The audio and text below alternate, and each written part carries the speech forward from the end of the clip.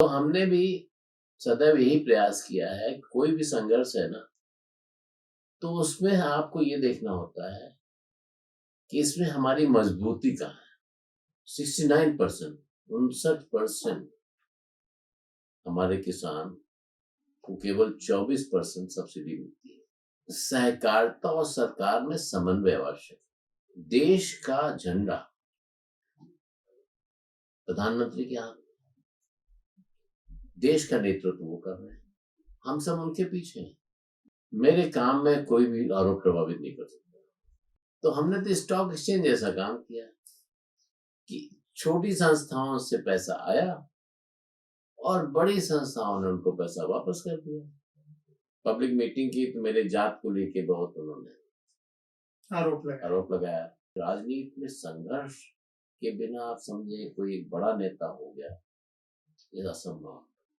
देखिए इफको ऐसा तो 4.5 करोड़ से ज्यादा है, लेकिन हमारे ग्रुप का ले लें तो करीब हम लोग 1,20,000 करोड़ के आसपास होता है।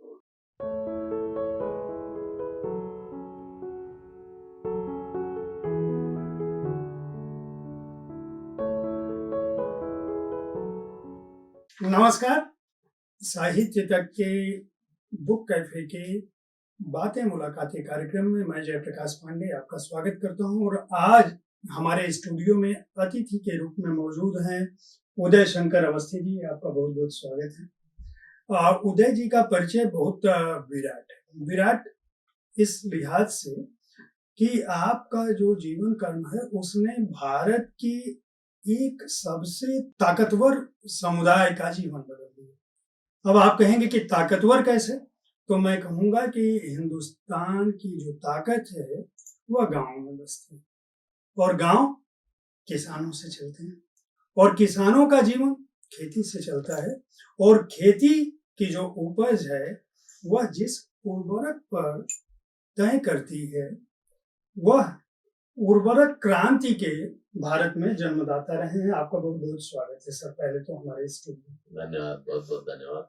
अब हमारे दर्शक यह सोच रहे होंगे कि साहित्य तक के स्टूडियो में उदय शंकर अवस्थी जी का क्या काम, तो मैं बता दूं कि आप पर लिखी हुई 2 पुस्तकें आई हैं। हिंदी में एक बहुत महत्वपूर्ण पुस्तक आई है, इफको की सफलता के सूत्रधार उदय शंकर अवस्थी की कहानी संघर्ष का सुख।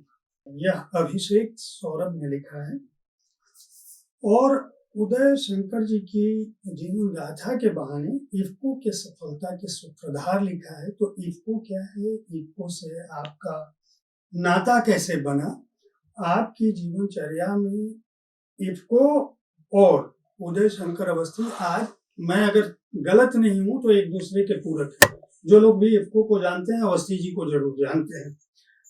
इसी के साथ अंग्रेजी में एक पुस्तक आई, how U S Awasthi scripted the rise of IFFCO, the joys of crisis.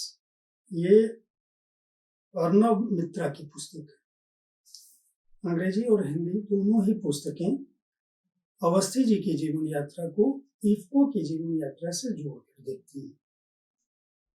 Awasthi sir, सबसे पहले तो मैं ये कहूंगा कि इतने विलंब से यह पुस्तक क्यों है? कायदे से आपका जो जीवन संघर्ष है, जिस तरह से आपके जीवन की शुरुआत हुई थी, जब मैं इस पुस्तक को पढ़ रहा था संघर्ष का सुख, तो मुझे लगा कि इस पुस्तक को तो 20, 25, 30 साल पहले आ जाना चाहिए। जब एक और परिचय मैं बता दूं, अवस्थी जी का एक परिचय ये है कि आप राग दरबारी जैसी कालजयी रचना के रचनाकार श्रीलाल शुक्ल जी के दामाद और श्रीलाल शुक्ल जी इसमें एक बड़ा रोचक संस्मरण है, मैं उस पर आऊंगा। आपकी जब शादी हुई थी और किस तरह से शुक्ल जी गए थे और बाद में अवस्थी जी को देखने के बाद उन लोगों ने मना कर दिया कि ये सांवले हैं और केवल शुक्ल जी ही तैयार हुए, बाकी घर में सब मना कर रहे थे कि शादी नहीं हो। सास जी शायद अड़ गई। तो ये उल्लेख है। मैं अवस्थी जी आपके बचपन से शुरू करना चाहूंगा, जहां से इस पुस्तक की शुरुआत हुई। मैं चाहूंगा उसके बारे में थोड़ा हमारे दर्शकों को बताएं कि ये जो उदय शंकर अवस्थी आज पर्याय बन गए हैं इफ्को के, उनकी जीवन यात्रा कहाँ से शुरू होती है? आपने अपने परिवार को बहुत मार्मिक ढंग से याद किया है इस पुस्तक में। बड़े भाई को, बहन को, माता पिताजी को, यहाँ तक कि ननिहाल के मामा लोगों को। मतलब मैं चूंकि पूरी पुस्तक पढ़ चुका हूँ, तो मैं हर दृश्य लगता है जीवन है, तो आपसे मिलूंगा। मैंने जिस इसमें लिखा है कि मेरा जन्म उन्नाव जिले के सतनी बालाखेड़ा नामक एक छोटे से गांव में हुआ था। और मैंने इस पुस्तक में भी लिखा है कि मेरे नाना के परिवार वाले बहुत संपन्न व्यक्ति जी। और अवस्थी परिवार जो है संपन्न नहीं था, छोटे मोटी किसानी थी। पर चूंकि उस समय ये जो आवश्यक होता था कि आप किस कुल के हैं, किस गोत्र के हैं, किस आपका स्टेटस क्या है, जो भी आपकी कम्युनिटी, हमारी ब्राह्मण कम्युनिटी है, चांदकुछ ब्राह्मणों की, तो उसमें वो थे। और फिर मेरे पिताजी का जो कि स्वतंत्रता संग्राम में भी थे, और उनका आकस्मिक निधन हो गया जबकि मैं बहुत छोटा था जी।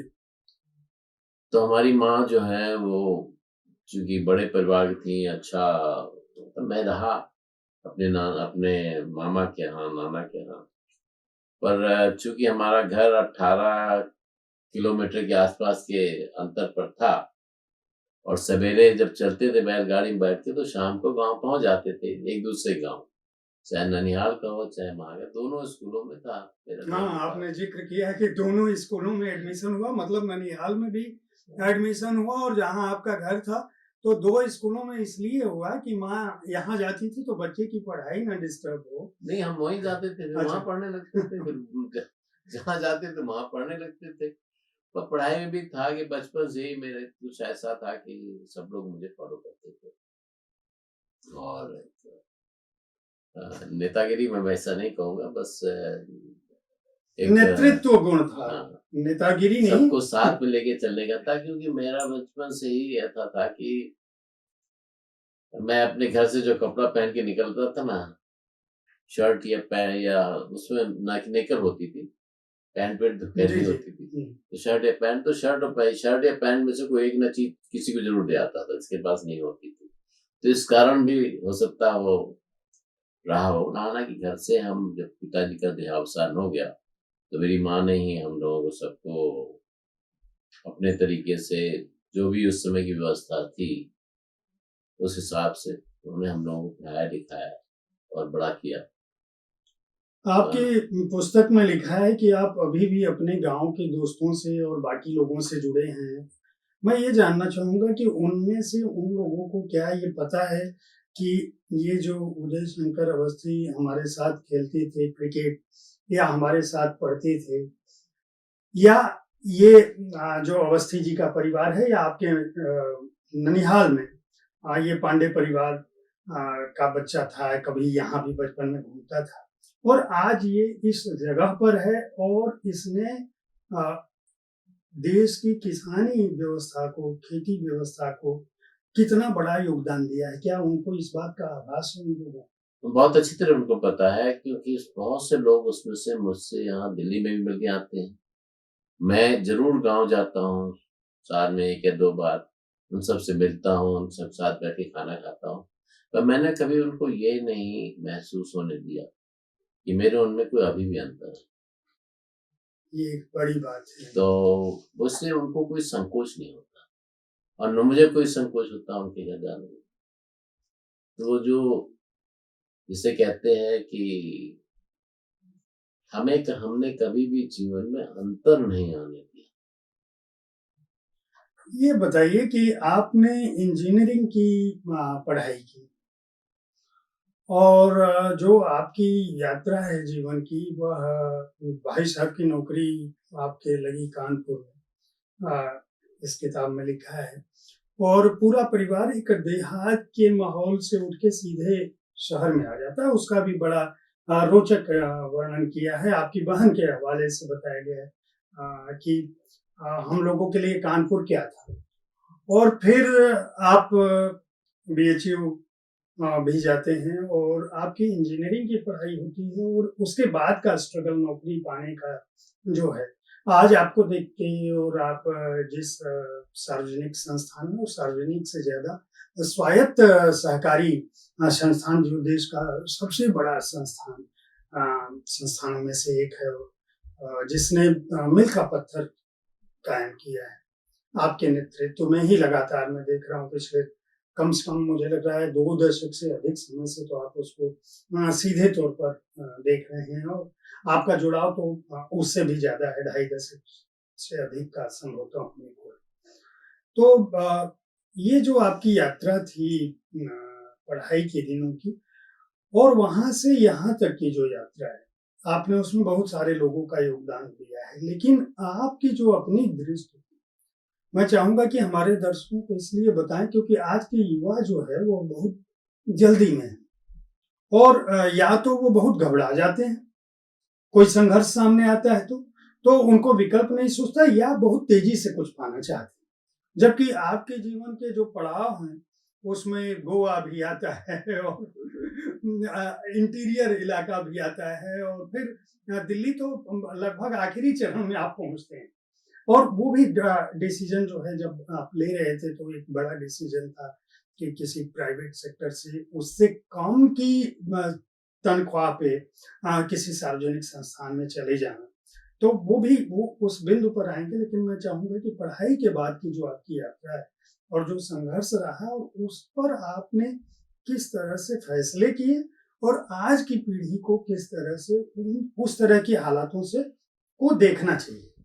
मैं समझता हूँ पहली बात तो जब आप दुनिया में आते हैं तो आप ये समझ लीजिए कि ये कोई भी चीज आपको बिना किसी संघर्ष के मिल जाए संभव नहीं। उसी संघर्ष को यदि आप अपने जॉय जिसके बोलते हैं सुख में बदल देते हैं, संघर्ष को तो संघर्ष नहीं रहता। जो आपकी अंग्रेजी की किताब का नाम है। हाँ। तो हमने भी सदैव यही प्रयास किया है, कोई भी संघर्ष है ना तो उसमें आपको ये देखना होता है कि इसमें हमारी मजबूती कहाँ है, उसको आपको इस्तेमाल करना होता है। फिर आपको देखना होता है कमजोरी कहाँ है, जो कमजोरी है उसको दूर करना होता है।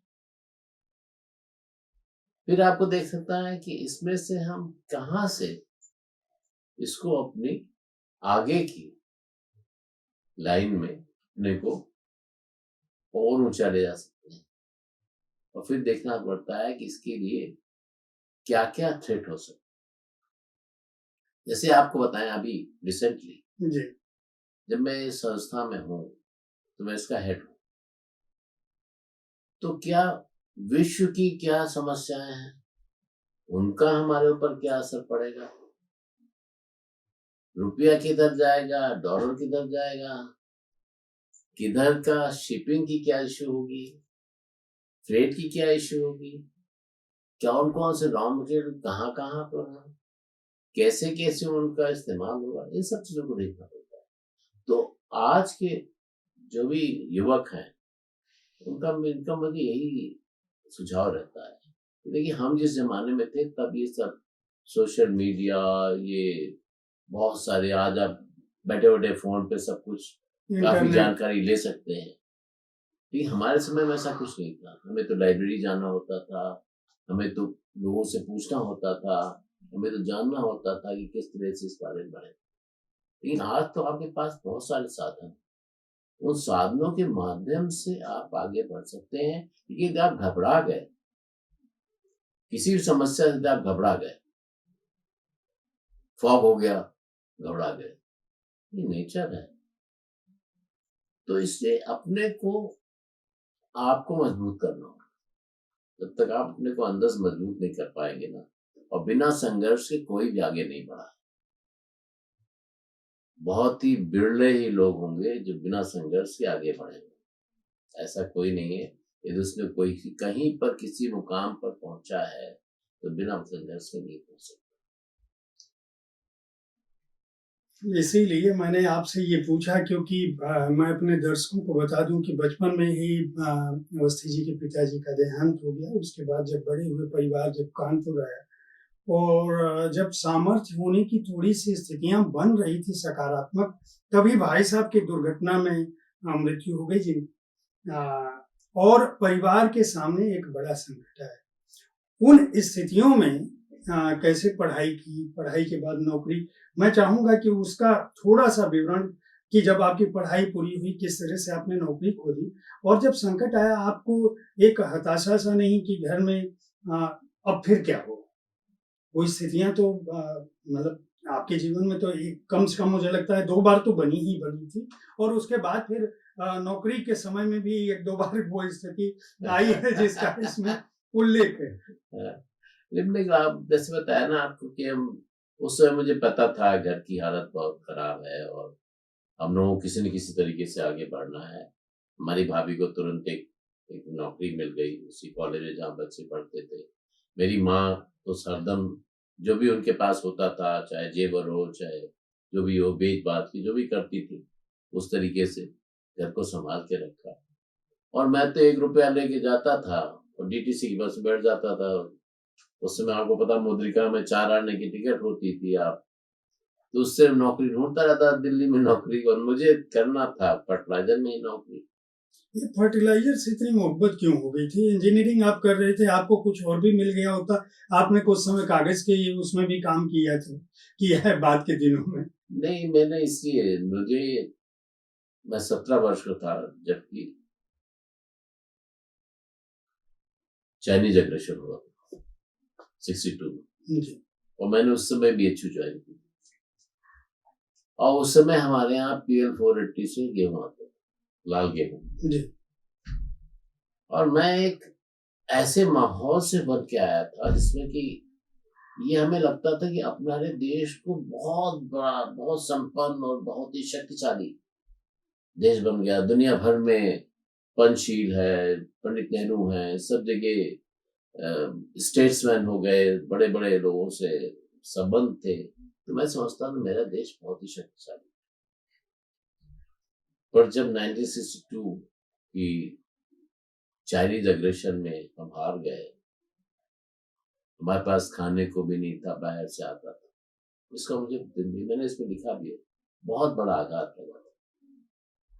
मुझे मतलब मैं एक नौजवान के रूप में उस समय का सोचकर आज भी मुझे बहुत ही अधिक अंदर से बहुत ही ग्लानि होती है कि हमारे देश में ऐसा कैसे हो गया। उसी समय हमने निर्णय किया था कि मैं इस देश को अन्न के बारे में ज़रूर संपन्न बनाऊँगा।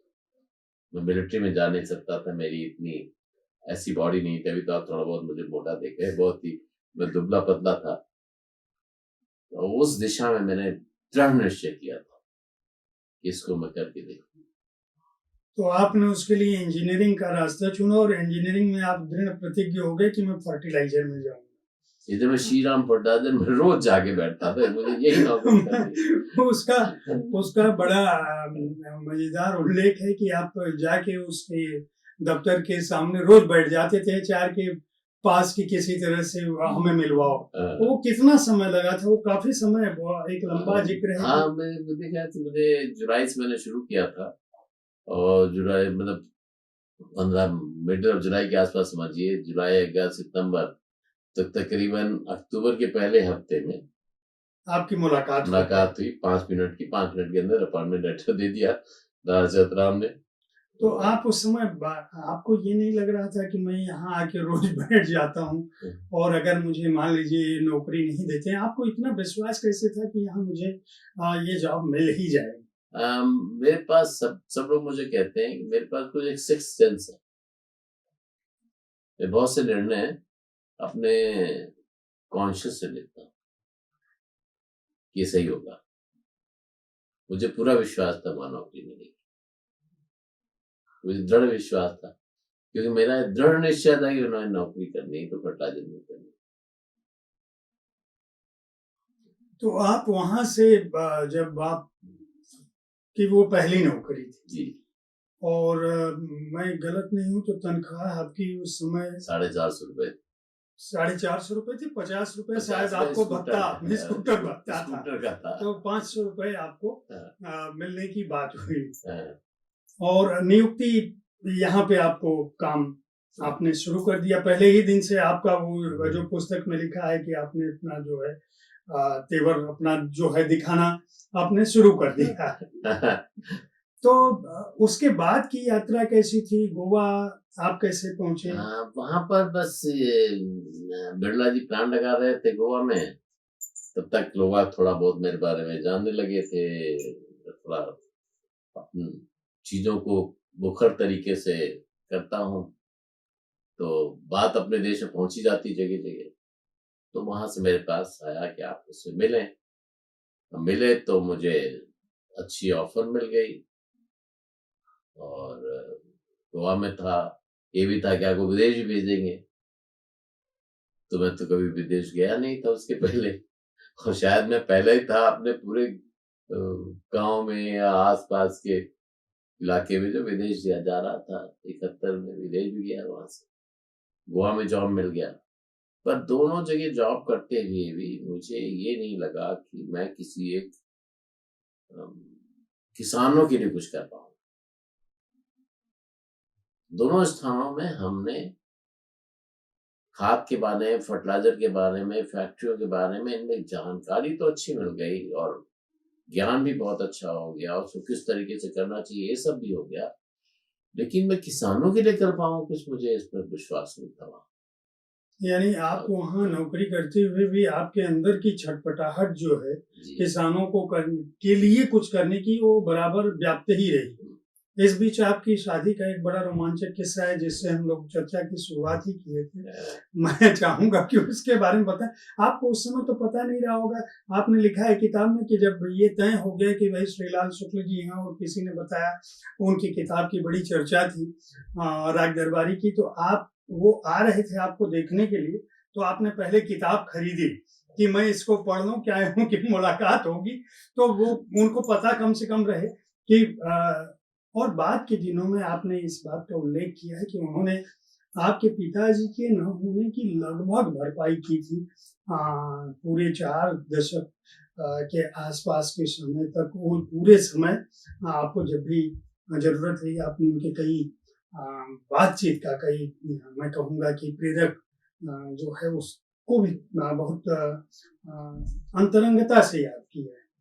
तो श्रीलाल शुक्ल जी से जो मुलाकात है उसके बारे में थोड़ा सा बताइए कि श्रीलाल जी जब आए तो हमारा तय था कि भैया मैं फर्स्ट क्लास की बुकिंग के सामने मिलूंगा। उस जमाने में ऐसे कुछ आप तरीके को निकालते थे। आए तो बुश शर्ट पहने हुए थे, 44 ईयर उम्र थी और मेरी उम्र भी 70 में है, तो करीबन 24 वर्ष की थी, 24-25 वर्ष की।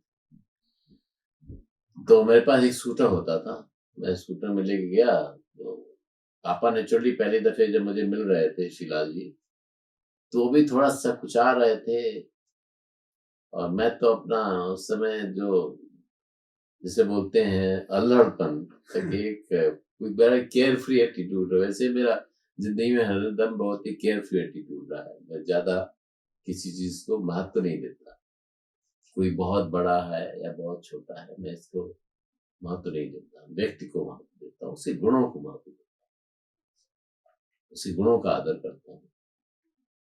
तो पापा थे, मेरे साथ गए, हम लोगों का अपना लाइविश स्टाइल था रहने का, तो फिर उसका उल्लेख है।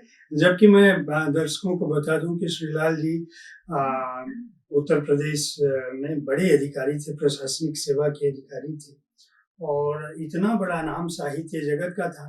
लेकिन जो अवस्थी जी जिसका उल्लेख कर रहे हैं कि लेविशियस हम लोग रह रहे थे, तो इनके लेविशियस होने के पीछे की वजह बताता। 3 दोस्त मिलकर रह रहे थे और तीनों दोस्तों की तनख्वाह जो है उस जमाने में 1000 रुपए से अधिक थी। हाँ, तो ये आपस में कंट्रीब्यूट करके रहते थे, तो तीनों रहते थे, तो एक फ्लैट सिस्टम में रहेंगे तो निश्चित रूप से एक आदमी जो कमाने वाला हो और जिसके ऊपर जिम्मेदारी हो, वो उसकी तुलना में इनके पास ज्यादा समृद्धि थी। तो खाना भी उसी तरह से, मतलब कुक भी रखा था, तो वेज बनाने वाला कुक अलग था और नॉन वेज वाला अलग था। हाँ, तो उसका भी बड़ा अच्छा चित्रण आपने किया। आपको लेकिन उस समय तो पता नहीं रहा होगा कि आपकी श्रीमती जी इतनी सुंदर है। हालांकि आपने उसका जिक्र किया है बाद में कि देखने के बाद वो घटना एक बड़ा प्रेम प्रसंग सा है कि कलम छूट गई और फिर आप गए और सामने जो है निकली और फिर ये तय हो गया कि मैं इन्हीं से शादी करूंगा। वो भी एक उल्लेख है। हाँ, और आपने इस बात का भी किया है कि आपने बहुत अच्छा समय आप लोगों ने गोवा। मैं ये जानना चाहूंगा कि आपके जीवन में, आपके विकास में आपकी धर्मपत्नी की भूमिका और उनके भाग्य की क्या भूमिका है, क्योंकि आपने बहुत इस बात पर कहा कि मैं तो मतलब आप बिंदास थे, अल्हड़ थे, दृढ़ प्रतिज्ञ थे, लेकिन जो परिवर्तित हुआ आपका जीवन, जिस रूप में जो संघर्ष था और संघर्ष के बाद के जो दिन थे, जिनको आपने बहुत अच्छे ढंग से याद किया है। हालांकि उसके बाद भी एक समय बेरोजगारी का, एक तरह का कहूँगा कि एक संकट आया था, जो बड़ा फैसला था कि वो बिरला जी की कंपनी को छोड़ के बाद में जब इफको ज्वाइन करने से ठीक पहले का जो मामला है, एक बार वो मुझे लगता है संकट, एक बार मुझे लगता है कि क्रिप्को और इफको के बीच का जो संघर्ष रहा है, जिसमें आपके अपने वरिष्ठ लोग एक तरफ रहे हैं और फिर उस एक संकटपूर्ण कंपनी को, सार्वजनिक क्षेत्र की कंपनी को, जिसके फैसले तमाम स्तरों पर लिए जाते हैं, बाबूशाही पर लिए जाते हैं। एक तरफ बाबूशाही है, दूसरी तरफ जनता की अपनी सोच है, तीसरी तरफ अपनी सहकारिता के अपने लोग हैं, उनके विचार के लोग हैं। इन सबको साधना, तो मैं पहले परिवार और फिर इस पर चाहूंगा कि इस बिंदु पर, क्योंकि अभी हम लोग जब काम करते हैं, हमारे अपने सहयोगी हैं, हमारे मीडिया क्षेत्र में 4 विंग है, तो अलग अलग डिपार्टमेंट के लोगों में कोई बात आती है तो हमारे जो यंग बच्चे हैं वो बहुत घबरा जाते हैं। उनको लगता है कि अच्छा ये हमें ईगो से कर रहे हैं, या ये हमको मना कर रहे हैं, या हमको ये सहयोग नहीं कर रहे हैं, जबकि आपके सामने बहुत सारी स्थितियां इस तरह की रही हैं।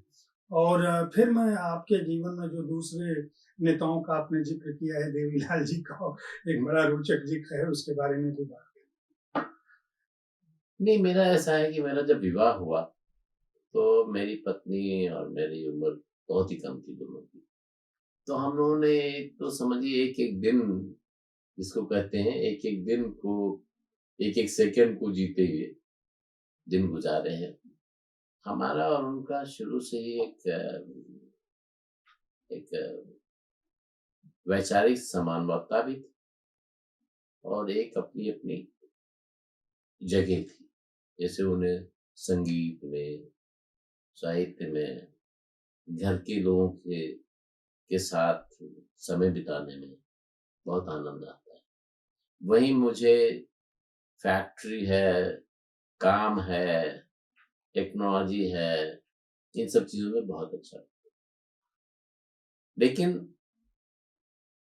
उन्होंने न कभी मेरे काम में हस्तक्षेप किया और न मैंने कभी उनकी, उसको मैंने भी इंजॉय किया।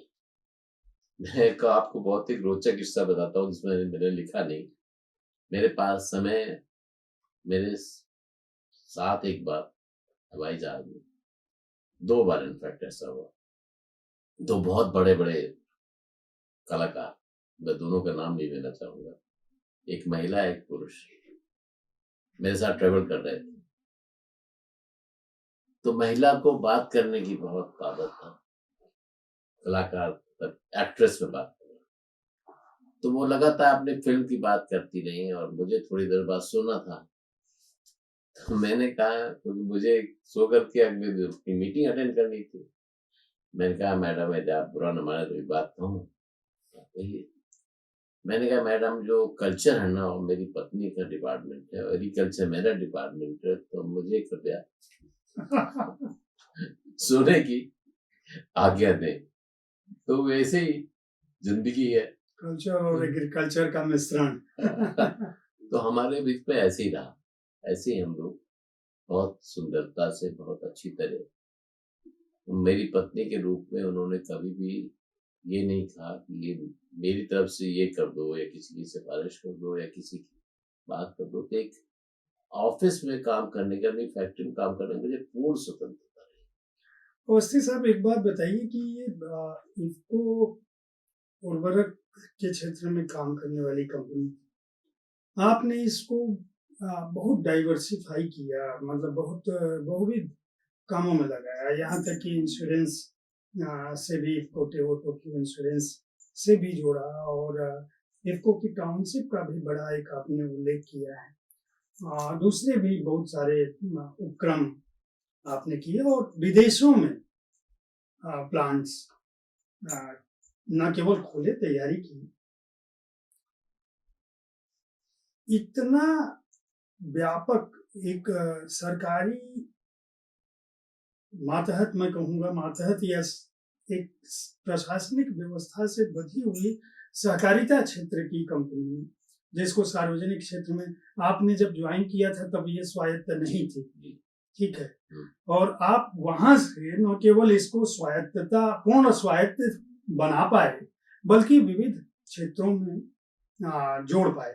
ये कैसे किया आपने? क्योंकि इस पुस्तक का भी, दोनों ही पुस्तकों में इफको की सफलता की कहानी, जो मैंने अभी आपके परिचय में कहा कि जो लोग जानते हैं इफको को, ऐसा हो ही नहीं सकता कि वो उदय शंकर अवस्थी जी का नाम न जाने। जो भी इफको को जानता है, हम आपसे मिले ना मिले, 2 दशक पहले मैंने पहली बार आपका नाम सुना था, तो जो ही इफको की बात करिए तो अवस्थी जी अपने आप आ जाती है। तो एक व्यक्ति, जैसे हम भारत की बात करते हैं अगर, तो हम गांधी की बात जरूर करेंगे, बुद्ध की बात जरूर करेंगे। जो भारत को जानता है, मैं मानता हूँ कि वो कम से कम इन 2 लोगों को जरूर जानता है। तो उसी तरह से जो इफको को जानता है वो अवस्थी जी को जरूर जानता है। तो ये इतना बड़ा जो ये पहचान का क्षेत्र है, यह आपने किस किस स्टेप से किया? मैं ये जानना चाहूंगा कि जब आप ज्वाइन किए तब की क्या स्थिति थी। हालांकि मैं आप ही के मुंह से सुनना चाहता हूँ कि जब आप ज्वाइन किए तो किस स्थिति में ज्वाइन किए थे, कितना पद छोटा था, और फिर आप वहां से कैसे कैसे प्रशासनिक सीढ़ी न केवल चढ़ते गए, बल्कि आपके ऊपर जिम्मेदारी, बहुत कम उम्र में बड़ी जिम्मेदारियों में निर्णय लेने वाले जगहों पे पहुंच गए, सिर्फ अपनी मेहनत से। और फिर एक समय ऐसा आया कि आपने न केवल संस्थान को अलग दिशा दे दी, बल्कि उसको इतने सारे मुख्य क्षेत्रों में, कभी आपको इस चुनौती से डर नहीं लगा कि मैं क्या इतना बड़ा स्टेप्स उठा रहा हूँ, कहीं कुछ हो गया तो क्या हो? मैंने आपको बताया ना कि आप कोई काम करने के पहले, यदि आपके पास अपनी स्ट्रेंथ, मजबूती है, ज्ञान है, आप सब चीजों को समझ सकते हैं, आप 20 घंटे काम कर सकते हैं, आप मेहनत कर सकते हैं, तो आप कुछ भी कर सकते हैं। और यही यदि व्यक्ति समझ ले तो किसी भी सिस्टम में आप सफल हो सकते हैं। कोई व्यक्ति हो पहले ना बोलेगा, तो पहले एक स्टेटस को इस राम ही हम लोग, यदि आप उसको लगातार एक उस भाषा में समझाएंगे जिस भाषा में समझ सकता है। आवश्यक नहीं कि आप बहुत बड़े चार्ट ले जाएं, कोई चार्ट से समझ जाता है, कोई ग्राफ से समझ जाता है, कोई टेबल से समझ जाता है, कोई इन्वेस्टमेंट समझ जाता है, कोई नीड से समझ जाता है। वो किस चीज से समझता है वो आपको जानने की आवश्यकता है। तो पहली बात तो जिससे आप मिलने जा रहे हैं उसके बारे में आपको जानना आवश्यक है, वो क्या चीज को, यदि आप उसे काम कराना चाहते हैं। तो एक तो बात यह है, इसलिए हर सिस्टम में हमें विरोध भी हुआ, बहुत अच्छे बात, बहुत तगड़े तगड़े विरोध हुए, पर अंत में उन सब विरोधों के बाद भी सफलता मिली, क्योंकि उन्होंने देखा कि उसमें क्या क्या अच्छी बात है। जहां तक आप डाइवर्सिफिकेशन की बात करते हैं, जैसे मैंने बताया, जब 17 वर्ष का था, जब मैंने ये निर्णय किया कि मैं देश को अन्न के मामले में संपन्न बनाऊं, तो उसी समय ये भी था कि मैं गांव में रहता था, कि किसानों को भी किस तरीके से उनकी आय बढ़े, उनके पास अपने स्रोत रहे, और उनके पास ये न रहे वो किसी पे डिपेंडेंट हो। तो जो भी मैंने काम किया है, उसमें पहला चीज यही थी, जैसे इंश्योरेंस का भी, संकट हरण बीमा योजना, सबसे पहले मैं लेके आया कि खाद तो खाद बीमा साथ, और इसका भारत सरकार में जो लोग थे उन्होंने बहुत विरोध किया, ये क्या बात है, आप बिना पैसे लिए क्यों बीमा दे रहे हैं। मैं किसानों के लिए कर रहा हूँ, अपने पैसे से कर रहा हूँ, आपको क्या प्रॉब्लम। मैंने उनको समझाया। तो जो भी मैंने काम किया, उस काम के पीछे केवल एक ही लक्ष्य था कि ये किसानों के हित में है कि नहीं, और मैंने समझा कि मुझे करना आवश्यक है, क्योंकि मैं खाद के क्षेत्र में तो देश को संपन्न कर चुका था, अब था एक किसानों को। अब आप देखेंगे इसके बाद मैं आया, तो जब मैंने ये 2010 के आसपास से मुझे इस बात की का लगा मुझे अंदर से कि हमारे देश में अब केमिकल फर्टिलाइजर जो है वो देश की जो हमारी मिट्टी है उसको खराब कर रहे हैं, और लोग बाग इनको जिस तरीके से इस्तेमाल करना चाहिए उससे विपरीत तरीके से कर। और इसका मैं आपको बताया, मतलब आप कुछ भी कह लिए, मैं एक बार आगरा में था, और मैं ऐसे ही मैंने अपने ड्राइवर से कहा कि मेरे पास समय है 2 घंटे का, तुम मुझे गांव की तरफ ले, किसी गांव में चला गया अंदर, वहां 7 8 10 लोग बैठे थे। तो मैंने उनसे ऐसे कहा, पूछा कि भाई साहब एक बात बताइए कि आप लोग इतना अधिक यूरिया क्यों इस्तेमाल करते हैं, जरूरत तो है नहीं इतने इस्तेमाल करने की, आपको एक बोरी इस्तेमाल करना चाहिए, आपका कितनी जमीन है, उसने बताया इतनी है। तो हमने भाई इतने में तो खाली एक एक बोरी इस्तेमाल करना चाहिए, आप कितनी इस्तेमाल करते हो। कहने लगा साहब 3 बोरी इस्तेमाल। मैं 3 बोरी क्यों इस्तेमाल करते हो। अरे साहब क्या बताइए, हमारी जमीन जो है ना वो नशीली हो गई। जब उसने ये बात कही ना, तो मुझे लगा एकदम से झटका जिसके लगते हैं ना, कि ये मैं क्या कर रहा हूं। और फिर मुझे लगा कि इस पे मुझे कुछ करना चाहिए। अगेन एक एक धुरी बदलती है, एक रास्ता बदलता है। और मैंने उसी दिन निर्णय किया कि हमें इस पे करना। हमने बहुत सी चीजें ट्राई की, हमने भूमि बचाओ अभियान चलाया, नॉन हिंदी स्पीकिंग में सेव द सॉइल कैंपेन चलाया, लेकिन हम उसमें सक्सेसफुल नहीं हो पाए। फिर मैंने सोचना शुरू किया कि आज हम स्पेस में नैनो टेक्नोलॉजी का यूज कर रहे हैं, अब इलेक्ट्रॉनिक्स में यूज कर रहे हैं, मेडिकल में यूज कर रहे हैं, तो एग्रीकल्चर में क्यों नहीं। हम नैनो फर्टिलाइजर की तरफ मुड़ गए। आज हम दुनिया में सबसे पहले नैनो यूरिया नैनो डीएपी लेके आ गए। सूक्ष्म कण में है, नैनो कण में, नैनो कण के रूप में वो सीधे अब्जॉर्ब हो जाते हैं। तो ये जो हमारे पानी को खराब कर रहा था, हमारे हवा खराब कर रहा था, हमारी जमीन खराब कर रहा था, सॉलिड फर्टिलाइजर, और जिसके पीछे हम करोड़ रुपए विदेश में भेज रहे हैं, उन सब विदेशों में करोड़ रुपए भेजने से फुर्सत मिलेगी। तेल की खपत कम हो जाएगी हमारे देश में, उससे हमें मिल सकती। और सबसे इम्पोर्टेंट चीज ये, किसान की आपको उपज अच्छी होगी, उसमें सारे सारे तत्व मिलेंगे उसको, और एक अच्छी फसल का निर्माण, तो उस तरफ हमको। तो जैसे जैसे समय बदलता है, जैसे जैसे जिस चीज की आवश्यकता होती है, उस चीज के अनुसार यदि हम नहीं आगे बढ़ेंगे तो हम पीछे छूट जाएंगे। और उस दिशा में देख रहा हूं कि बहुत से हमारे इंडस्ट्रीज, हमारे बहुत से पॉलिटिशियन जिन्होंने वो नई दिशाओं को लिया है, जिन्होंने अपने रास्ते खुद बनाए और आगे बढ़े हैं, वो आगे बढ़े हैं। तो आप एक लकीर पर चलना चाहते हैं, अपने आप को रास्ते खुद बनाने पड़ेंगे। जब आप रास्ते खुद बनाएंगे तो आपको खुद आभास होता रहेगा कि आपने क्या नई चीज करनी है। एक बड़ा मजेदार उल्लेख है, जब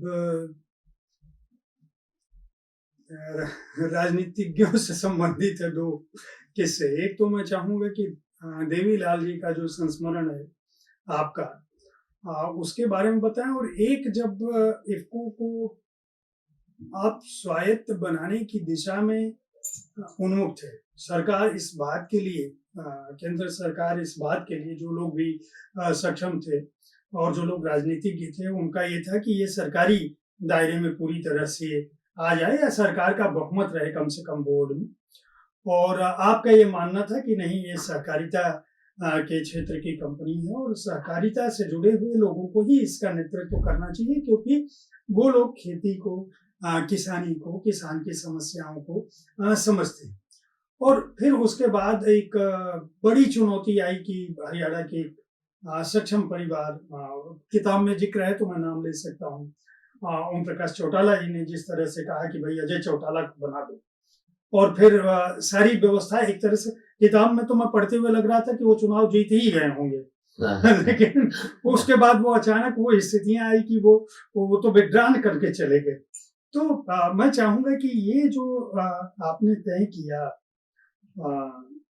इफ्को ज्वाइन करने के बाद, जब इस स्थिति तक पहुंचे और बीच में जो क्रिप्को का दौर है, मैं चाहूंगा कि उसके बारे में भी थोड़ा सा, ज्यादा विस्तार से नहीं, लेकिन ये इसलिए जानना जरूरी है क्योंकि जो लोग सरकारी व्यवस्था में काम करते हैं या जो लोग निजी व्यवस्था में भी काम करते हैं, उनको यह बात नहीं समझ में आती है कि अंततः अगर आप अपने काम के, जो बार बार हमारी आपकी बातचीत में सामने आ रही है बात, कि अगर आप अपने काम को जानते हैं और अपने काम में इस बात के लिए तैयार हैं कि मैं 20 घंटे तक का श्रम कर सकता हूँ, तो आपको दुनिया की कोई भी ताकत रोक नहीं सकती है, चाहे जितनी भी अड़चने हैं या जितनी भी राजनीति हो। तो हमारी युवा पीढ़ी को इस बात को बार बार समझना चाहिए। और अवस्थी जी का अपना उदाहरण है, इफ्को को जब आप नेट पे जाएंगे, सर्च करेंगे IFF CEO, तो इफ्को की कंपनी का टर्नओवर, उसका काम, उसके प्लांट्स कहाँ हैं, आपकी साइट पर जाओगे तो, और तब आपको समझ में आएगा कि एक ऐसी कंपनी जिसके भविष्य की भी गारंटी नहीं थी, वह आज कहाँ पर है और कितने सारे क्षेत्रों को और किन किन देशों तक पहुंच चुकी है। पहली बात तो बता दूं कि इफ्को आज रैंक की जाती है दुनिया की number 1 cooperative society among top 300 cooperative society of the world, based on कि इफ्को का देश की जीडीपी में कितना योगदान। क्या बात, और ये कई वर्षों से हम इस पायदान पर, बधाई हो। तो उसको वहां तक पहुंचाने के लिए मैंने इस पुस्तक में, यदि आप देखेंगे तो मैंने कुछ उल्लेख किया। यदि आप उस उल्लेख को पढ़ देंगे तो दोनों चीजें जी, आपने इस पुस्तक का हिस्सा है जिसको मैं पढ़ रहा हूँ। मेरा अटल विश्वास है कि मुख्य कार्यकारी का पद, चाहे वह संस्था का हो, प्रांत का हो, देश का हो या परिवार का, भगवान शिव की तरह विष पीने की क्षमता रखने वाले का होना चाहिए। उसे जहर को अपने गले में रखना चाहिए ताकि शरीर के बाकी हिस्से अप्रभावित रहें। यदि आप अपने व्यक्तिगत हितों को इसमें शामिल करते हैं तो आप मुख्य कार्यकारी अधिकारी बनने के लायक नहीं हैं। अब अवस्थी जी ने ये लिख तो दिया है, लेकिन ये बड़ा ही एक, मैं कहूँगा कि खतरनाक और चुनौतीपूर्ण दोनों तरह का वक्तव्य है। जो लोग कर्मनिष्ठ हैं उनके लिए बहुत ही अच्छी बात है, और जो लोग अवसर का इंतजार करते हैं या दूसरों को गिरा कर आगे बढ़ना चाहते हैं, या जो लोग राजनीति और छल प्रपंच में रहना चाहते हैं, उनके लिए ये बहुत खतरनाक बात है। ये मेरा अपना जोड़ा हुआ है, मैंने जितना पढ़ा था उतनी ही बात लिखी है। और दूसरा हिस्सा है नैनो यूरिया, स्वदेशी शोध से बना उत्पाद है। पारंपरिक यूरिया हम विदेशी टेक्नोलॉजी से बनाते हैं, लेकिन नैनो यूरिया हम अपनी टेक्नोलॉजी से बनाते हैं। इफको किसानों की संस्था है, इसलिए यह देश के किसानों की टेक्नोलॉजी है। किसान अपनी टेक्नोलॉजी से अपने लिए खाद बना रहे हैं। ये दो बातें लिखी हैं। आप समझ सकते हैं इन दोनों बातों का अर्थ क्या है। मैं यही कहना चाहूंगा कि यदि आप कोई चीज पाना चाहते हैं तो उसके लिए आप तैयार रहें कि आपको कुछ खोना होगा। बिना खोए कुछ पाना बहुत ही कम लोगों का के लिए संभव है। कुछ भी खोना हो, चाहे अपने को कंट्रोल करना है कि मुझे काम करना है, या अपने व्यक्तिगत हितों को अलग रख के काम करना है, और वैसे नए विकास करना।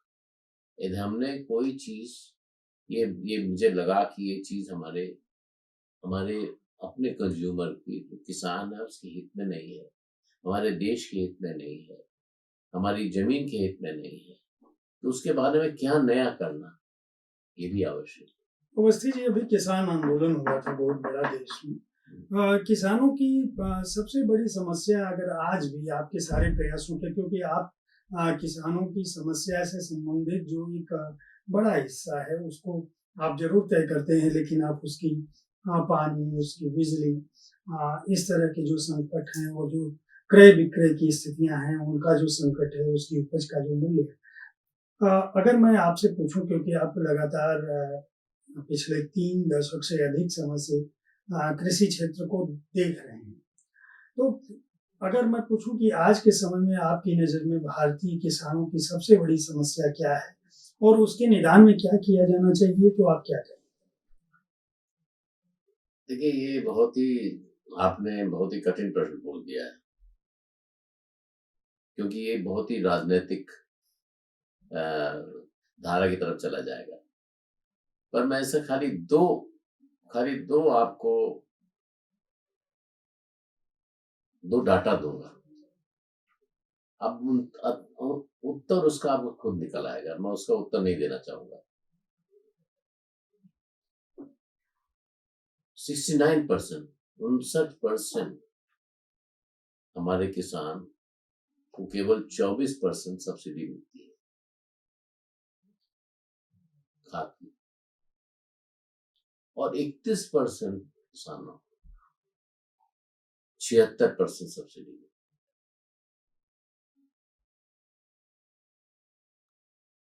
सब उत्तर इसमें है। दूसरा जो आपने, मतलब लघु किसान वह कम सब्सिडी पे काम कर रहा है और महंगा सौदा तय कर रहा है अपने लिए, और जो बड़ा किसान है वह काफी बड़ी छूट पा रहा है और उसका अपने हक में इस्तेमाल कर रहा है। ठीक है, यह स्पष्ट हुआ। हाँ, दूसरा बिंदु जो आपने पूछा कि आप स्वायत्त कैसे बनाए? स्वायत्त कैसे बनाए, ये हमने नहीं बनाया। जब NDA 1 था, तब इस विषय को उस समय के प्रधानमंत्री आदरणीय श्री अटल बिहारी वाजपेयी जी ने, और उस समय की leader of opposition Shrimati Sonia Gandhi के बीच में जो पत्र व्यवहार हुआ, और इस पर से एक कंसेंसस बना कि हम जो भी सरकार की इक्विटी है उसको, यदि संस्थाएं चाहे तो अपने उसमें सुधार कर बाई लॉज में उनको रजिस्टर करा करके, और उन सहकारी संस्थाओं से जो पैसा आता है उससे वो शेयर ट्रांसफर करे, और उसको वैसा ही किया गया। तो इसमें हम तो एक like any Bombay stock exchange है, नेशनल स्टॉक एक्सचेंज है, कोई शेयर खरीदता है, कोई शेयर बेचता है। तो हमने तो स्टॉक एक्सचेंज जैसा काम किया कि छोटी संस्थाओं से पैसा आया और बड़ी संस्थाओं ने उनको पैसा वापस कर दिया। तो इसमें कोई वैसा नहीं था। जब जब उनकी इक्विटी समाप्त हो गई, ऐसे एक्ट में प्रोविजन था कि जैसे जैसे इक्विटी कम होगी वैसे वैसे डायरेक्टर खत्म होते जाएंगे, तो समाप्त हो गए। तो उसमें कोई ऐसी चीज नहीं थी जो बहुत बड़ी हो। आपको नहीं लगता कि अभी भी सरकार के लिए सबसे बड़ी चुनौती यही है? नहीं, चुनौती कोई बात ही नहीं इसमें। मेरा अभी भी मानना है कि सहकारिता और सरकार में समन्वय आवश्यक है। देश का झंडा प्रधानमंत्री के हाथ,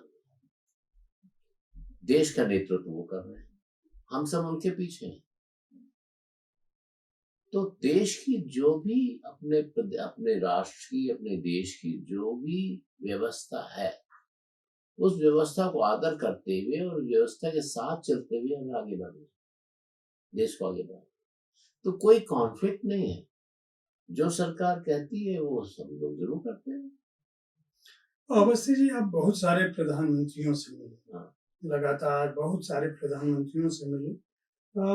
मैं अगर ये पूछूं कि खासकर सहकारिता आंदोलन को लेकर किस प्रधानमंत्री की दृष्टि और दृष्टिकोण दोनों बहुत स्पष्ट थे? मैं समझता हूँ जितने मैं करीब करीब सभी से मिला हूँ और सभी को कोऑपरेटिव, सहकारिता तो लोग शब्द बहुत कम बोलते हैं, कोऑपरेटिव जी जी तो बहुत ज्यादा बोलते हैं हाँ। ये शब्द। कोऑपरेटिव के बारे में करीब करीब सबको ज्ञान है और कोई न किसी समय में वो कोऑपरेटिव से जुड़े हैं, जिस तरीके से भी जुड़े हैं, तो जुड़े जरूर। सभी प्रधानमंत्री, सभी प्रधानमंत्री, मुझे ऐसा कोई भी प्रधानमंत्री, ऐसा कोई बहुत बड़ा मंत्री नहीं मिला जो सहकारिता के माध्यम से कभी कभी जरूर जुड़ा। कई दफे तो हमारे मंत्री है, पता रहे हमारी सोसाइटी मेंबर थे, हमारी जनरल बॉडी मेंबर थे। तो क्योंकि एक ऐसा व्यापक हमारे यहाँ स्वरूप है सहकारिता का कि उससे कहीं न कहीं पर जरूर जुड़े। और आप देखिए आज ये क्या है, ये मनुष्य का स्वभाव है कि जिसको बड़ा देखते हैं ना, उसके बारे में जरूर कुछ अच्छी धारणाएं लोगों कम होती हैं, बुरी धारणाएं ज्यादा होती हैं। जो भी हम देखते हैं, एक मनुष्य का स्वभाव है ईर्षा भाव। तो कुछ ईर्षा भाव से चाहे जो लोग देखते हो, लेकिन अंततोगता जिसको बोलते हैं, उन्हें नजर आ जाता है कि इस संस्था में आज भी समस्या है, तो समस्या के निराकरण में प्रयास किया। एक हमने विदेश में संस्थान लगाया, तो कहाँ लगाया है जहाँ की एक बूंद पानी भी नहीं है। 300 किलोमीटर तक पता लगा कि वहां पर रेगिस्तान है, वहां प्लांट लगाया हमने। और तब लगाया जबकि बड़ी भयंकर लड़ाइयां चल रही हैं। ISIS 60 किलोमीटर दूर लगातार लड़ाई कर रहा था। सूडान में भी गए हैं। तो जगह जगह, तो जहां भी आप जाते हैं ना, यदि आप तो ऐसा ये करने के पीछे आपकी क्या सोच थी? नहीं, हमारी ये सोच थी कि हमें अपने देश को संपन्न बनाना है, तो हम रॉ मटेरियल पर दूसरे पे क्यों डिपेंड करें। हम रॉ मटेरियल के बारे में जितना भी अपना जितना दखल कर सकते हैं कि उसमें लेने का प्रयास कर सकते हैं, वो तो लेने का प्रयास करें। तो वैसे ही हमने किया और जहां जहां हमने इन्वेस्टमेंट किया है, सब जगह बहुत अच्छे रिटर्न हुए हैं और उन्हें चेंज भी अर्न किए। तो सब चीज पॉजिटिव रही है, कहीं पर हमारे से ऐसा नहीं हुआ कि कोई चीज निगेटिव तरीके से देश के लिए। एक सवाल मैं पूछूंगा कि आप सब कुछ इतनी सकारात्मकता से करने का प्रयास कर रहे थे, फिर भी एक समय आपके जीवन में ऐसा है, एक समय क्या 2 समय आपने उल्लेख किया है, जब आपके ऊपर कई तरह के भ्रष्टाचार के आरोप तक लगा दिए। आपको इससे कितनी आत्मिक पीड़ा पहुंची या इस तरह के आरोप आपको कितना प्रभावित करते? मेरे काम में कोई भी आरोप प्रभावित नहीं कर सकता, क्योंकि इसमें मुझे कोई भी मुझे मेरा अंतर मन कंप्लीटली क्रिस्टल क्लियर है। मैं गलत काम करता नहीं, मैं किसी से कुछ लेता नहीं, मैं देने वाला हूँ, मैं लेने वाला नहीं। और दूसरी बात ये है कि नॉर्मल है कि किसी के ऊपर आरोप लगा देना। ये अपने देश में जिसको देखेंगे, आपको देखेंगे आप अच्छा कोट पहने हैं, अरे इसको हमने इसके साथ देख लिया था। अब आप देख लिया था तो फिर क्या हो सकता है? तो हमारे देश में एक आरोप एक तरीके से, और ये हमारे देश में नहीं है, हम जिस देश में गए हैं उस देश में हम नहीं देखा है। हमारे देश में चूंकि मैं रहता हूँ यहाँ, इसलिए ज्यादा दिखता है, जहां मैं जाता हूँ वहां कम दिखता है। लेकिन ये मनुष्य का स्वभाव है, तो उस स्वभाव को आप अलग रखिए। और अग्नि परीक्षा देना, प्रजातंत्र में अग्नि परीक्षा देना जो है वो हर एक को देना पड़ता है। तो मैं तो इसको अग्नि परीक्षा मान रहा हूँ, फिर अग्नि परीक्षा दे दूंगा। आपने देवीलाल जी का एक बड़ा रोचक संस्मरण मैं चाहूंगा उसके बारे में बताएं, और कोई ऐसा संस्मरण जो याद हो गया रह गया हो हाँ। जो इस किताब में ना आ पाया हो, हाँ। उसके बारे में। और फिर आखिरी सवाल मेरा श्रीलाल सुख, चूंकि हम लोग साहित्य तक के स्टूडियो में हैं, और साहित्य हमारा मुख्य केंद्र बिंदु है और किताबों पर ही हम लोग बात कर रहे हैं, तो मैं चाहूंगा कि उसके बारे में भी बताइएगा कि उसका आपके दिमाग में कैसे आया कि मैं साहित्य को इस तरह से पोषित और क्या कहें उत्साहित करने का प्रयास करूंगा, खासकर कृषि आधारित जो साहित्य है और जो उसके साहित्य। देवीलाल जी से जो जब वो बने उप प्रधानमंत्री, तो उन्होंने कहा कि ये खाद जो है उनके पास आ गया डिपार्टमेंट, पहले एग्रीकल्चर से अलग रहता था, तो खाद डिपार्टमेंट उनके पास चला गया। तो उनकी जो पार्टी के एमपी थे, जहां पर हमारे खाद का कारखाना हमने लगाया था पहली बार दुनिया अपने देश में, पायरेट बेस, तो उसके एमपी थे, उन्होंने बहुत 275 लोगों का दस्तखत करा के हस्ताक्षर करा के उनको दिया कि मैं ये हूँ वो हूँ। तो पहली बार ही उन्होंने आप जातिवादी हैं। हाँ, जातिवादी भी है। उस समय तो सरकार ही बनी थी जातिवाद के आधार पर, तो नेचुरल था। तो वो उन्होंने मुझे बुलाया और बड़ी जोर से क्या हमने, तो फिर हमने आप इसमें वर्णन किया, मैंने तो मैंने उनसे कहा आप ऐसा करो ना, एक जेपीसी, उस समय तो मुझे पता था जेपीसी, मुझे ये नहीं पता था बहुत सारी और एजेंसियां है, आप जेपीसी लगा दो। उन्होंने 4-5 लोगों की टीम बना के भेज दी तुरंत, संसदीय जांच कमेटी।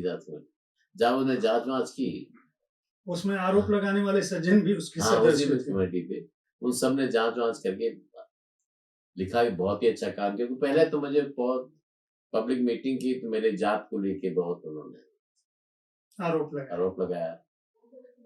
तो मुझे पहली बात तो मुझे उस समय तक तो जाति का ज्यादा भान नहीं था। तो मुझे बड़ा बुरा लगा कि भाई मैं ऐसी जात में पैदा हो गया कि मैं अछूत हो गया, मैं तो इस जात के इसके नाम से। तो मैंने उनके साथ खाना खाने से मना कर दिया, मैं आपके साथ खाने नहीं खाऊंगा क्योंकि मैं तो ये हूँ।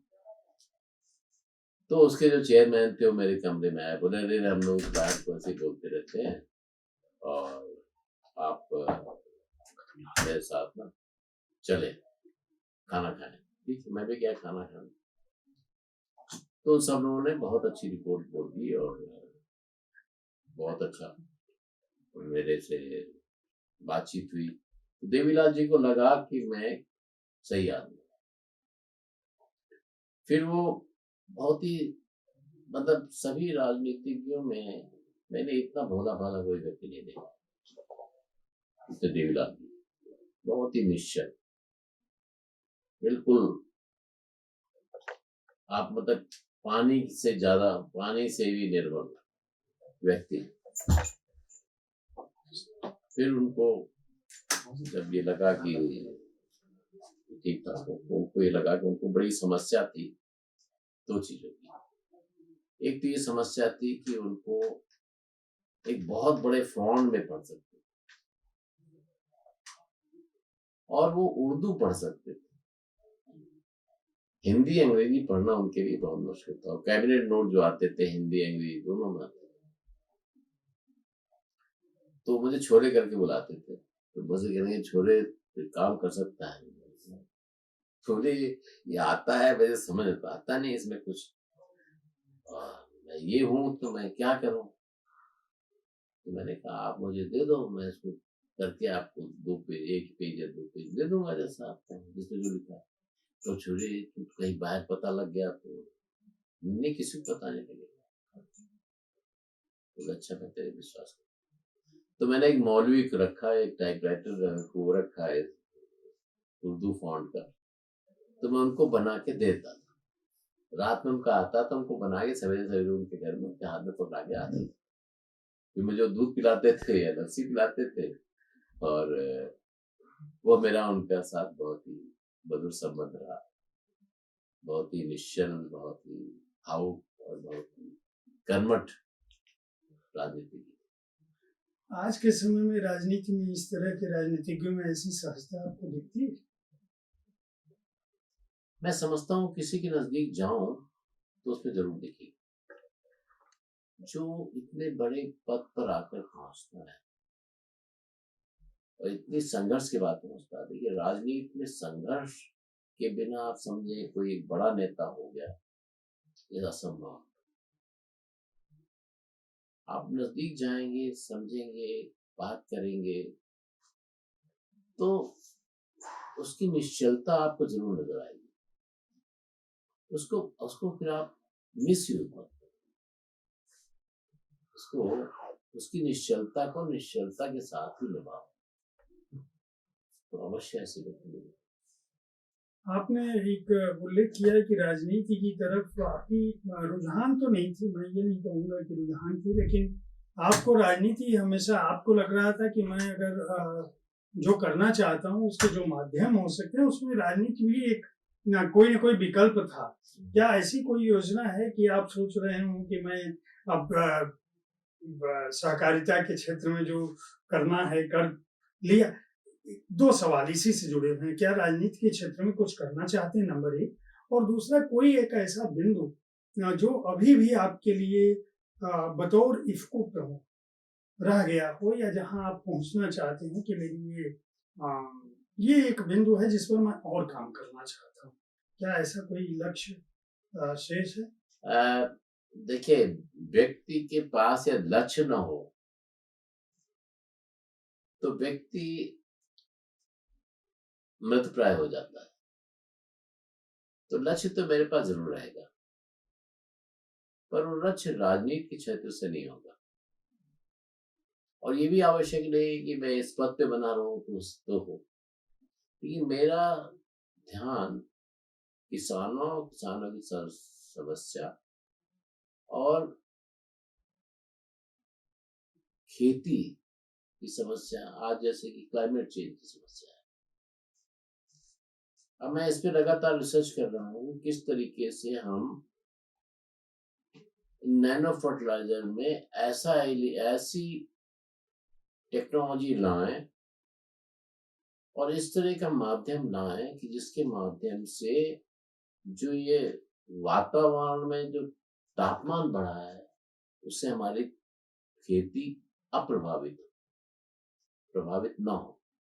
इसको आप कहते हैं ड्राउट रेजिस्टेंस वैरायटी के तरह की बनाए, उस तरफ जैसे मैं काम कर रहा हूं, तो मैं इस क्षेत्र में रुक जाऊं ये संभव नहीं जब तक जिंदा हूं। थकी नहीं, आप इतने सालों की संघर्षरत यात्रा है, तो थकान कभी महसूस नहीं हुई कि मैं लगातार एक ही काम में लगा पड़ा हूँ? नहीं, क्योंकि हर काम में मेरा हर दिन काम नया होता है। मुझे ये नहीं लगता है मेरी एक ये रिपीट काम को मैं बांट देता हूँ लोगों के पास। मेरे फाइलें बहुत कम आती हैं, मैंने बहुत सारे लोगों को पावर दे रखी है, मुझे उसकी आवश्यकता नहीं, पावर की कोई आवश्यकता नहीं। मैं खाली लगातार इस चीज को करता रहता हूँ कि क्या ये भी समस्या है, कैसे समाधान करें। आज बात ये है कि रेड सी से हमारे शिप आ रहे हैं, अब रेड सी से किसी को कैसे निकालना है, मैंने उधर दिमाग लगाया। मैं आपसे बात कर रहा हूँ लेकिन उधर दिमाग लगा हुआ है। मैं आपसे बात कर रहा हूँ लेकिन मुझे ये है कि मुझे ड्राउट रेजिस्टेंस फर्टिलाइजर बनाने हैं, इसी नैनो फर्टिलाइजर में। उसकी तरफ मैं लगा हूँ।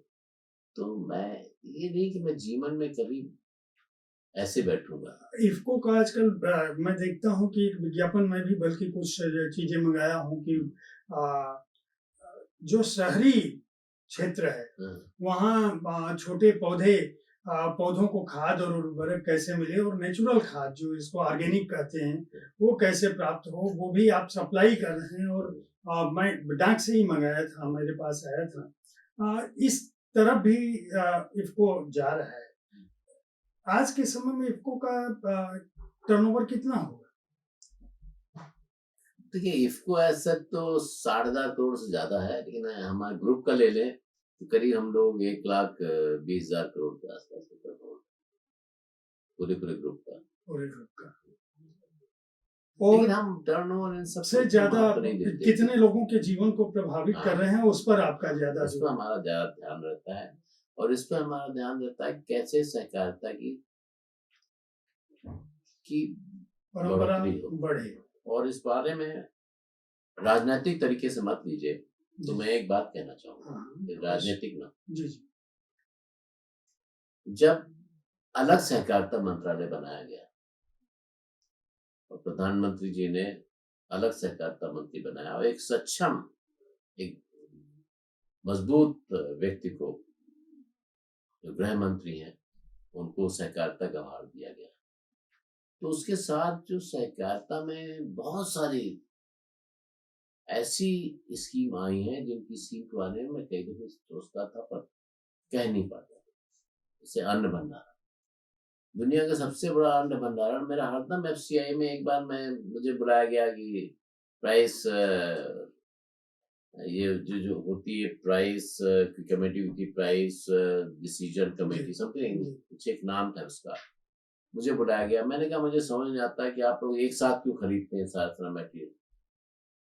पता है एक जगह मटेरियल खरीदती है, आप पंजाब में खरीदते हैं, फिर आप साउथ में उसको भेजते हैं, साउथ का मटेरियल पंजाब में भेजते हैं, ये आप क्यों करते हैं? जगह जगह क्यों नहीं इनको खरीदा जाता है? और जरूरत है कि हर महीने एक ही साथ खरीद लीजिए।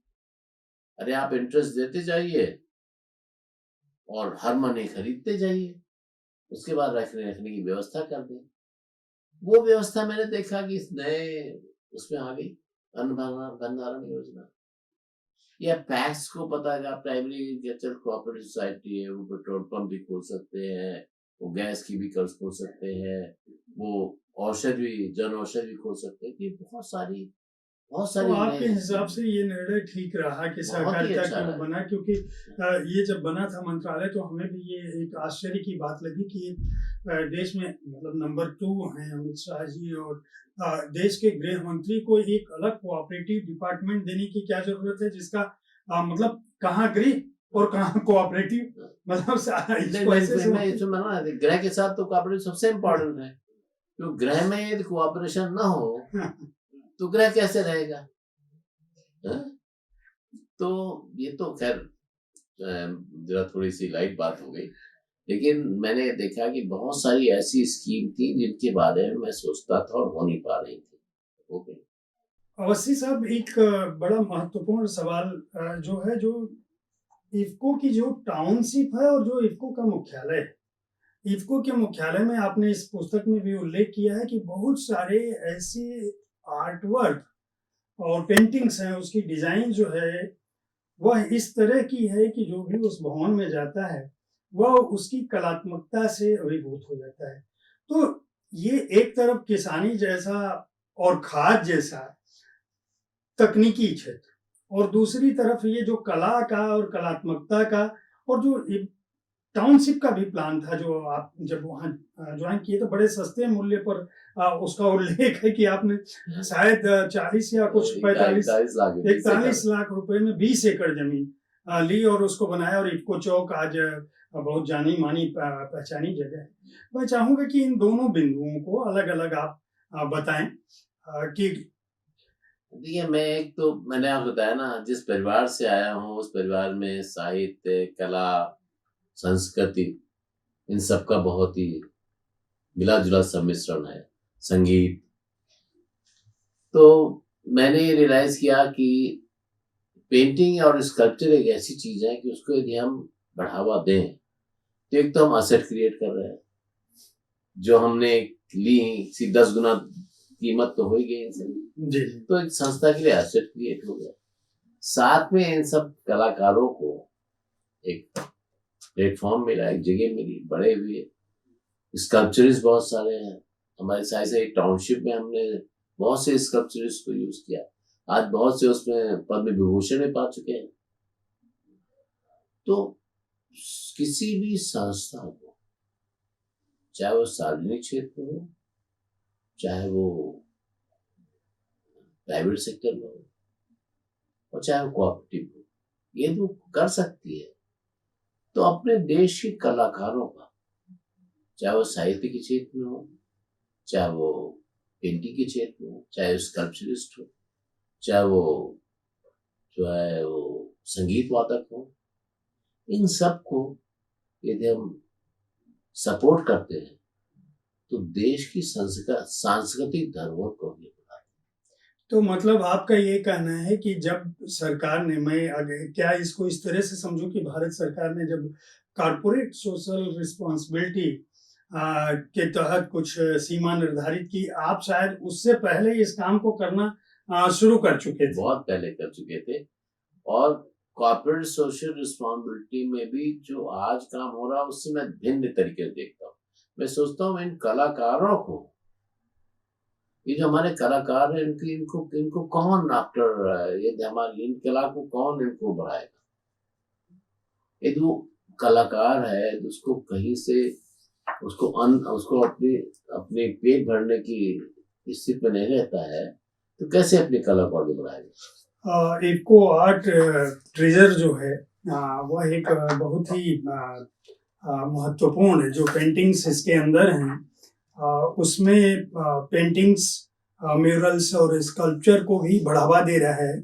और सबसे बड़ी बात यह है कि इसमें उन लोगों के, मतलब मकबूल फिदा हुसैन से लेकर और आज के समय तक मतलब बड़े लोगों को तो छोड़ दीजिए, बड़े लोगों का तो नाम अवस्थी जी बता ही रहे हैं कि वो सारे अंजलि इला मेनन से लेके और युवा लोगों तक, जिसमें मैं कह सकता हूँ कि फरहाद हुसैन का भी मैं देख रहा हूँ कि चित्र है और उसमें ये कृष्णा की पेंटिंग है। आज के समय में ये जानना बहुत जरूरी है कि फरहाद हुसैन जैसे लोग भी कृष्ण को बनाते हैं, इसकी बहुत जरूरत है जानने की। तो कला का जो सामाजिक, सांस्कृतिक और भारतीयता के प्रति जो योगदान है उसमें भी को एक बड़ी भूमिका निभा रहा है। और यह निश्चित रूप से, क्या आप ऐसी कोई व्यवस्था कर रखे हैं कि जब अवस्थी जी जिस समय नहीं होंगे, उनके बाद वाली जो पीढ़ियां होंगी वह इस लिगेसी को मानती रहें कि कला और संस्कृति और मूर्तिकला ये सब जिंदा रह सके? आप ये तो मैं नहीं कह सकता कि लिगेसी मानेंगे कि नहीं मानेंगे, वो उन पर निर्भर करेगा। लेकिन हमने जरूर एक कर दिया, एक बजट हेड क्रिएट कर दिया है। तो बजट हेड का सम्मान करते हैं तो शायद मानेंगे।